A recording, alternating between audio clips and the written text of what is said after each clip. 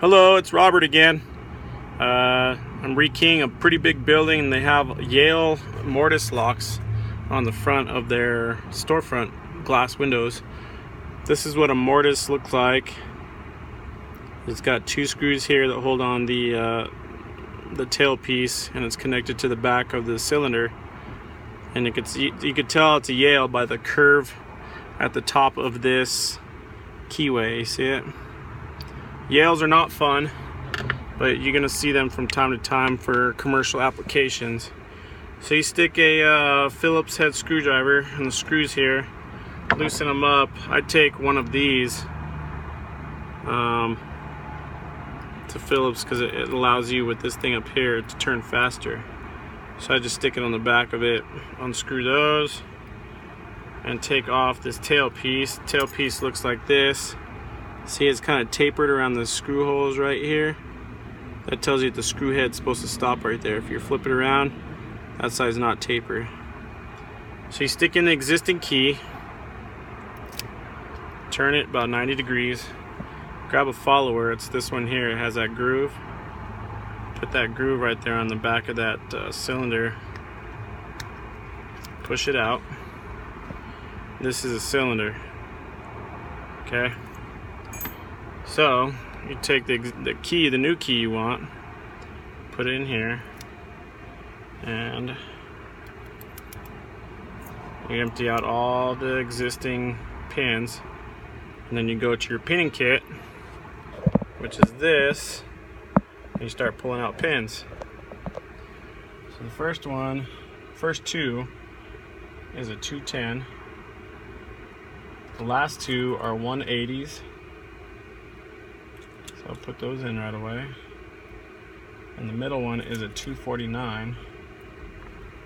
So now that's the shear line. That's what they look like now. See how it's nice and smooth?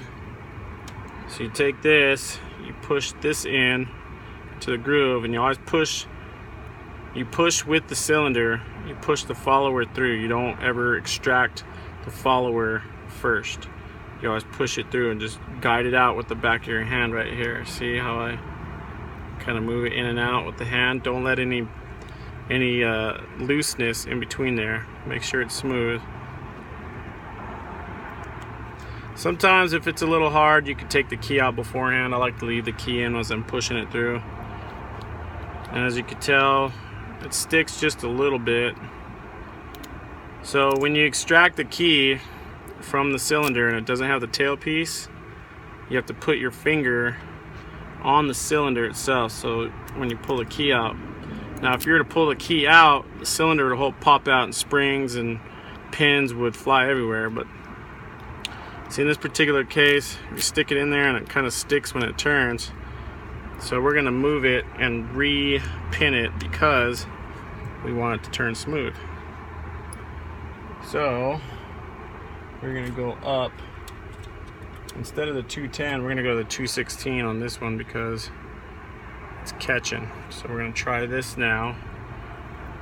You can go up a little bit or down a little bit, and it looks like it's still catching. So we're gonna see which other pins are causing problems. I'm thinking maybe this first one, because it goes down just a little bit, so we're gonna make that a 216 as well. So you put a 216 pin in there.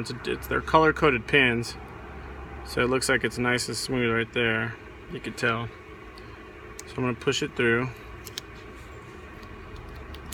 It still catches, but if you're the key, you kind of force that key over, and look, so you can test it out a bunch of times. It looks like it's pretty smooth. So what we're gonna do is put the tailpiece. Remember, we're gonna put the tapered end on there, and you're gonna put these two screws, or little bitty screws right here. And when I'm turning, I turn it all the way till it stops, and then just kind of crank it just a little bit harder. Not too hard. Just a little bit hard. You know, don't try to Incredible Hulk it. You know, just turn tight is what my teacher told me. So as you can see here, you just turn it to about there, and then always test your key again. So after you're done working right here in the cylinder, test your key out. Key seems to be working pretty good. Before I always put my cylinders back on, I like to squirt a little WD in the keyhole and then stick the key in again to work that WD-40 around. Now WD-40 is not the best stuff in the world. It does do the job, but I mean, again, it's not the best stuff, so don't think that it's horrible and it's not great. It's probably, you know, in the middle of the road. Here in Albuquerque, we can't use graphite because it sticks in the locks and makes it jammed up. So this lock is done. All right, thanks for watching.